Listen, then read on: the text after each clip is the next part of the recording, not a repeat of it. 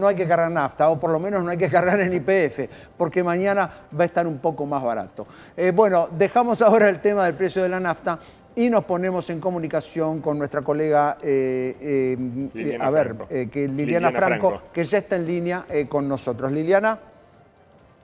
Buen día, ¿cómo les va? Buen día, ¿cómo estás? Olvidando mi nombre. No estaba sabiendo si estabas en línea, por eso. Pero ahora que te tenemos, Acá estoy. Supongo que ya tenés para contarnos qué es lo que pasó ayer con este sorpresivo giro de Milei, que de repente descubrió que China no era un régimen comunista malvado, sino que era un socio comercial interesante. ¿Qué pasó ahí?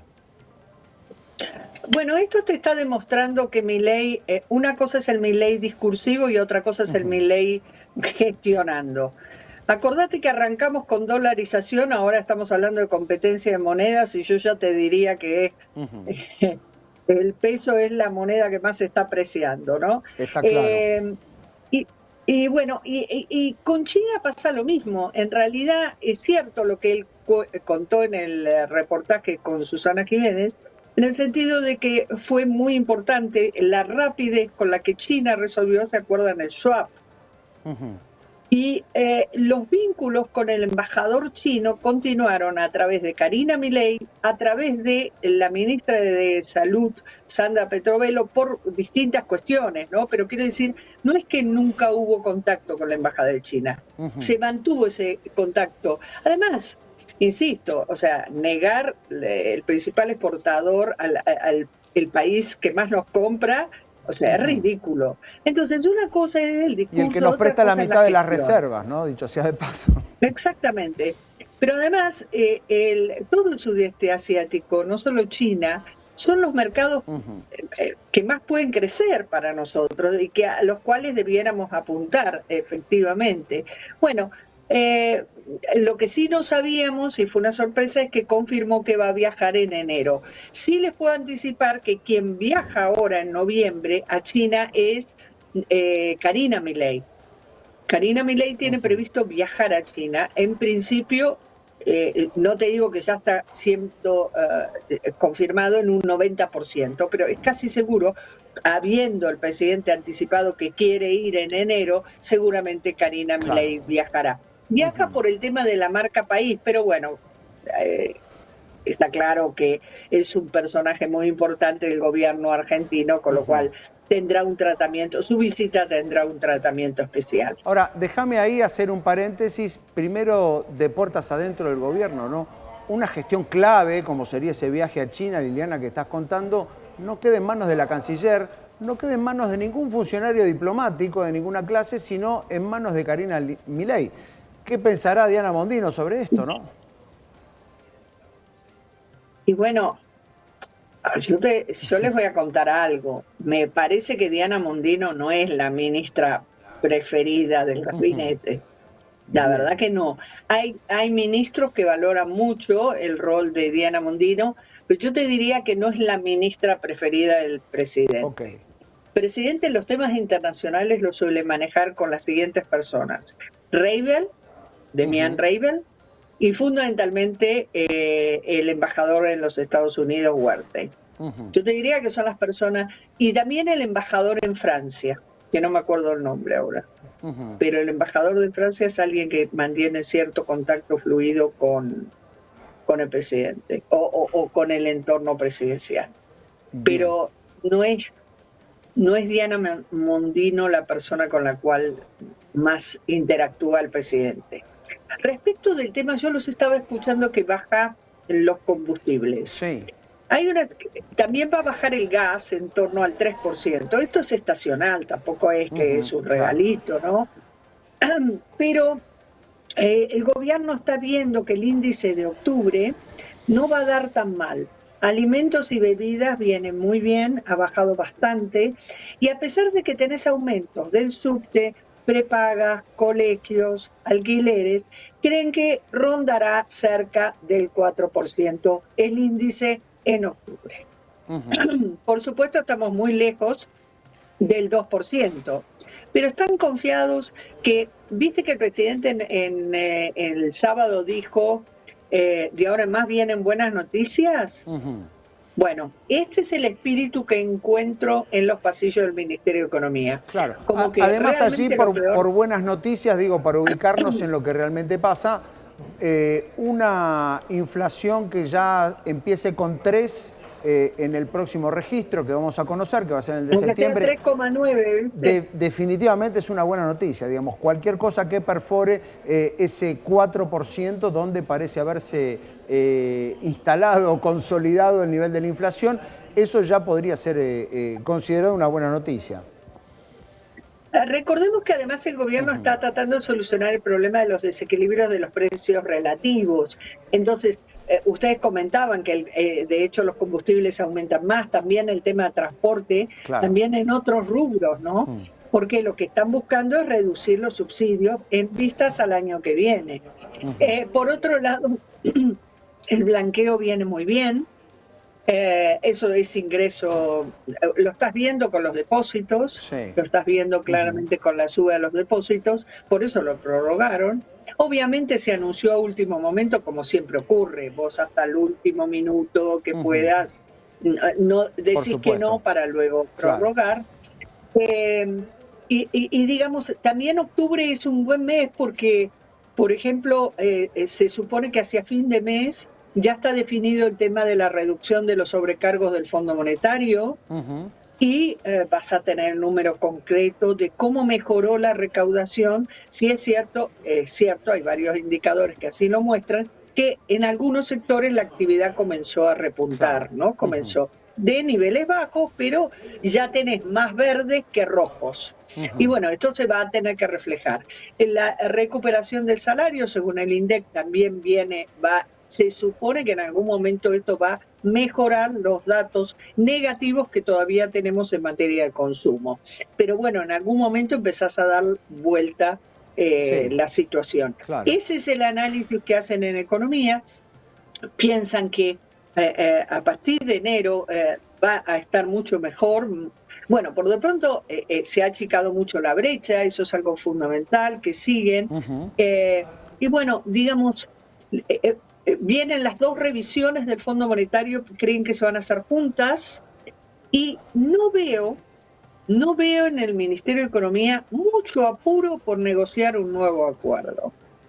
Hasta alguno me dijo, y por ahí no negociamos, como diciendo, por ahí no buscamos un nuevo acuerdo. ¿Por qué me dicen eso? Porque, bueno, va a depender de cómo venga el ingreso de divisas, cómo ellos analizan la situación. Si bien es cierto que todavía no hemos conocido muchas inversiones fuertes, recordemos que si hay señales del gobierno hacia enero, ponele, respecto del cepo, hay muchas inversiones que ellos conocen que están como en la gatera, ¿viste? Esperando, y estás hablando de montos importantes. El gobierno valoró muchísimo que Elon Musk dijese públicamente que está evaluando dónde invertir. Bien. Entonces, saben que Elon Musk es alguien como que los inversores toman en cuenta. Ok. Con lo O cual sea, allí la ellos cosa creen que sería, el año que viene...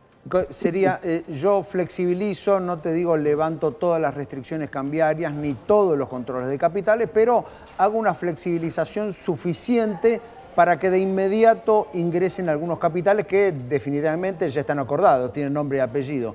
Digo, eso,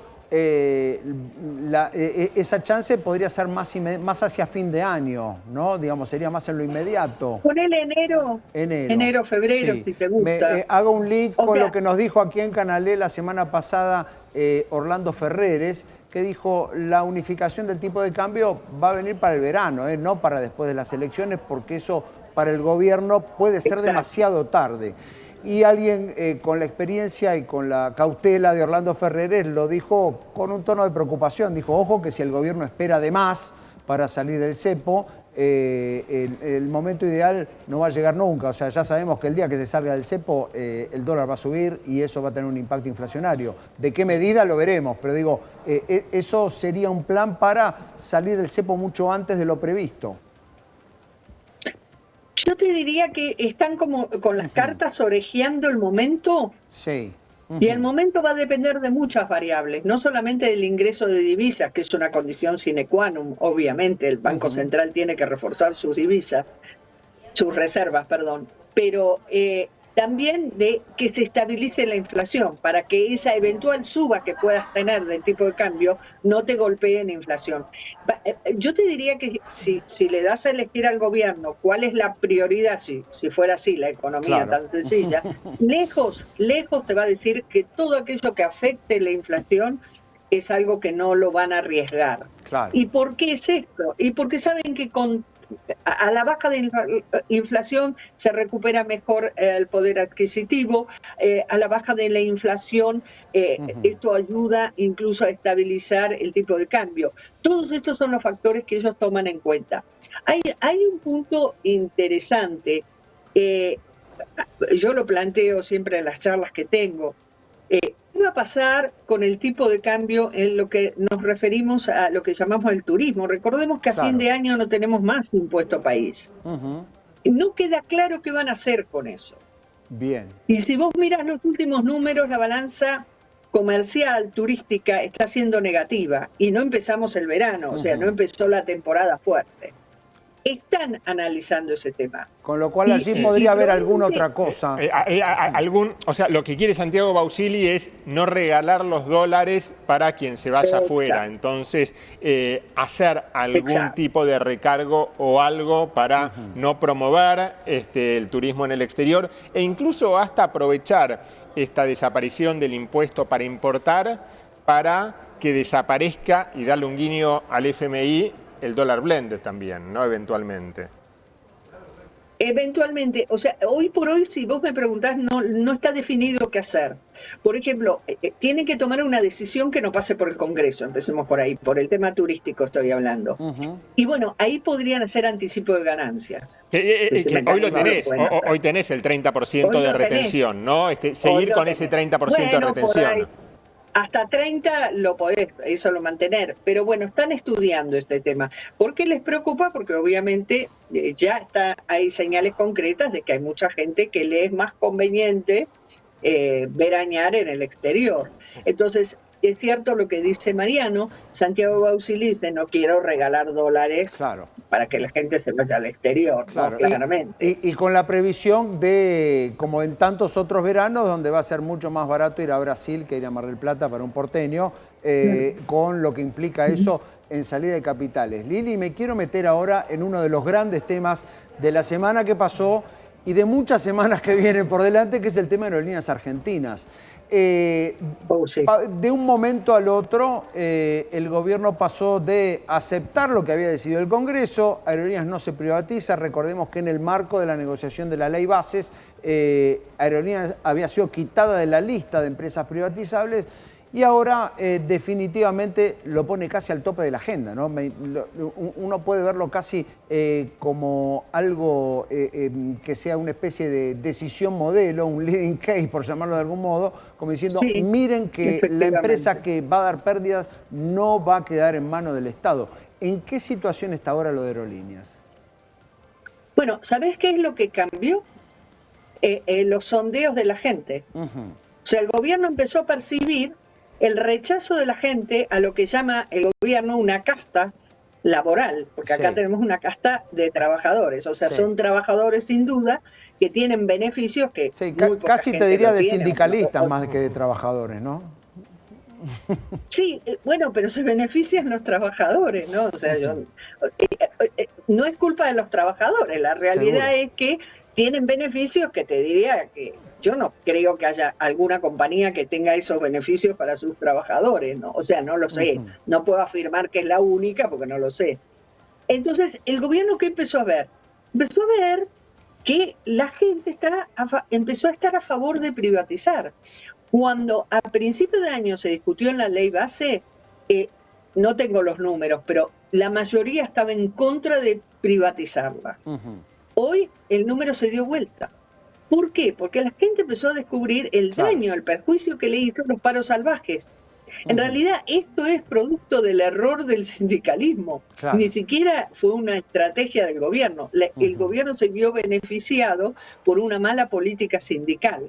Y hoy además esto le permitió al gobierno empezar a difundir todos los beneficios que tiene, etcétera, y el común de la gente no los tiene. Y te da un poco de bronca porque lo pagás vos. O sea, Aerolíneas no es una empresa privada donde el dueño de Aerolíneas le quiere dar beneficios extraordinarios a su gente que está en todo su derecho. Lo pagamos todos nosotros. Y después, por eso ahora lo toma y toma un envión muy importante el tema de Aerolíneas, pero yo te voy a dar una definición puertas adentro de la Casa Rosada. A ver. Aerolíneas empezó a perder plata ahora a raíz de todo este conflicto, porque obviamente si vos tenés que viajar al interior del país y bueno, ante los conflictos y los problemas que hubo con Aerolíneas, si tenés otra opción seguro la elegís. Claro, cae la venta, cayó la venta de pasajes, sí. Cayó la venta, empezó a perder clientes. Imagínate si vos con todo tu esfuerzo te querés ir a Europa, lo vas a pensar 2 veces antes de sacar en Aerolínea por la duda que te deje varado. Entonces, un poco la directiva, y esto no es solo para Aerolíneas, pero particularmente para Aerolíneas, porque es mucha plata la que el Tesoro eventualmente tiene que aportar, no va a haber un peso. No, va a haber literal un peso. Esto no es una frase. Con lo cual, hasta ahora la empresa, digamos, se manejaba con sus ingresos. Ahora va a empezar a perder. Ya está perdiendo. Con lo cual, y mira, es fácil. O se adecúan o aceptan o la privatización, estoy diciendo sindicalismo, o lo que va a pasar es que va a quebrar. O sea, disculpen la crueldad, pero que lo digo, pero es así. Sí, hay que recordar un tuit de Mauricio Macri de hace unos 10 días o un poquito más, un tuit de Mauricio Macri dando algunas opciones.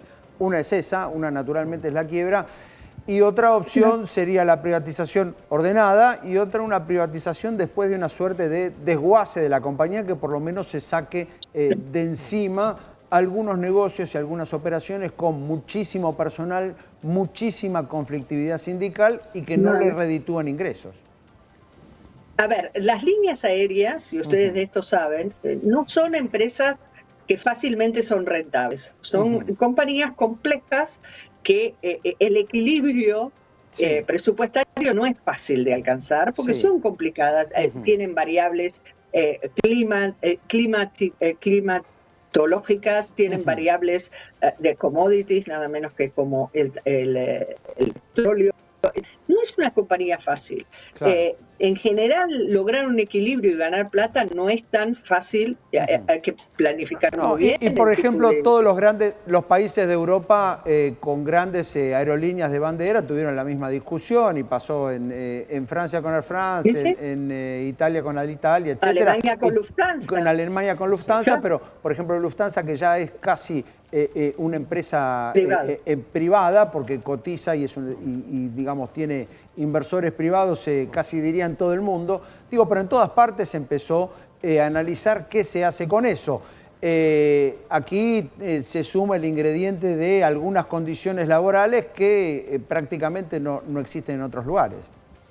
O sea, si vos analizás sacándole la cuestión emotiva, que con los negocios las cuestiones emotivas son muy lindas, pero no son funcionales. O sea, realmente Aerolíneas Argentinas es una empresa inviable. O sea, tenés que ajustar. Porque si no, o sea, imagínate que fuera totalmente privada y nunca subvencionada por el Estado. Y bueno, o cobrás muy caro el pasaje o no sé qué haces. Claro. Ahora, el argumento famoso de las líneas, no, porque Aerolíneas van vuelos a lugares donde nunca nadie va o no iría el privado porque no es rentable. Bueno, eso se puede solucionar fácilmente. Subsidias el destino, claro. Claro, o incluso subsidias solamente esos destinos. Claro. O sea, ¿cuántos destinos son? Hoy por hoy el diseño de rutas aéreas de aerolíneas tampoco le es funcional a uno que vive en el sur, uno que vive en el norte, que todos tienen que confluir en Aeroparque. O sea, no tenés vuelos entre provincias prácticamente. Para viajar al exterior tenés sí o sí que venir a Buenos Aires. O sea, realmente Argentina ha quedado 30, 40 años más. Toda su política de transporte está en el siglo pasado. O sea, Argentina necesita no aviones solamente. En realidad, Argentina necesitaría buenas líneas de trenes de alta velocidad. O sea, es un país muy extendido que incluso su producción está diversificada. Entonces, pero nunca nadie bajó el martillo y dijo, hagamos un plan de transporte pensando de acá a 20 años como mínimo, que es lo que vos tenés que hacer. Vos tenés que planificar el transporte no para hoy, sino para varias décadas. Bueno, yo les invito a que me digan cuándo fue la última vez que hubo un plan de transporte. Creo que no lo van a encontrar.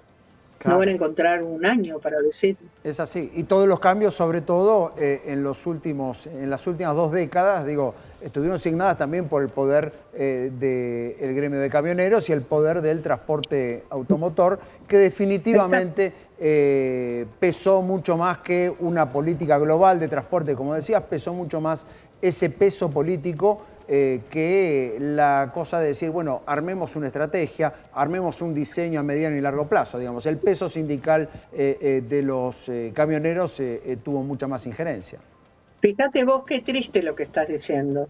Una política de Estado para todo el país, como sería un plan de transporte, en realidad fue frenada, y es cierto lo que vos decís, por un par de gremios fuertes, pero por un par de gremios con la complicidad de la política de turno, ¿no? Obviamente, porque si no, no lo podés. Ahora, hablando de gremios, justamente hoy a las 17 horas, Guillermo Franco recibe a la cúpula de la CGT. Una charla, si querés, exploratoria para hablar, porque ya el gobierno les dio una señal positiva, en principio, que parece que se va a mantener, que lo que más le preocupaba al sindicalismo, que era el tema de la ultraactividad, fue retirado, ¿no? Claro, claro. Con lo cual allí también anotame otra dosis de pragmatismo para el gobierno de Javier Milei, que finalmente también se sienta a hablar con la CGT ante lo evidente, ¿no? Como que iban a empezar algunas protestas muy duras en base a un sistema económico muy recesivo. Bueno, allí también Milei parece que fue más pragmático y empieza a negociar con la CGT y sobre todo a no tocar algunos puntos que para el sindicalismo son claves. Liliana, nos quedamos sin tiempo. Te mandamos un gran abrazo. Dale. Una cosa. La última. Una cosa. El cambio de Mario Russo por cambiamos un ministro Lugones. esta semana, Sí. casi nada, sí. Bueno, ese cambio es un cambio también de dirección. Okay. Porque Lugones es, digamos, la vieja política, por resumirlo, por ser breve, pero es lo que siempre existió, si se me entiende. Y yo creo que vamos más a ese camino, a lo que Milei criticaba como la casta, pero la casta me parece que está apareciendo de nuevo. Claro, y casi nada... Y no me refiero por Lugones, en particular, sino por un estilo de política. Sí, y por supuesto también por la importancia que tiene todo el sistema de salud para el sindicalismo, ¿no? Donde está su caja esencial. Lili, nos quedamos sin tiempo, te mandamos un abrazo. Muchas gracias. Allí Liliana Franco, como siempre, con lo que pasa en los pasillos de la Casa de Gobierno y del Ministerio de Economía, dejó unos cuantos títulos, me parece. Totalmente. ¿No? Por un lado, esto último, esta reunión clave, a veces en la agenda hay tantas cosas que a uno se le pasan, pero la primera reunión importante, Gobierno-CGT, lo que viene pasando con Aerolíneas Argentinas y también otra más, ojo con el acuerdo con el FMI. Que si el gobierno consiguiese cerrar algunas inversiones de las que dice que tiene, en base al RIGI, tal vez no haya tanto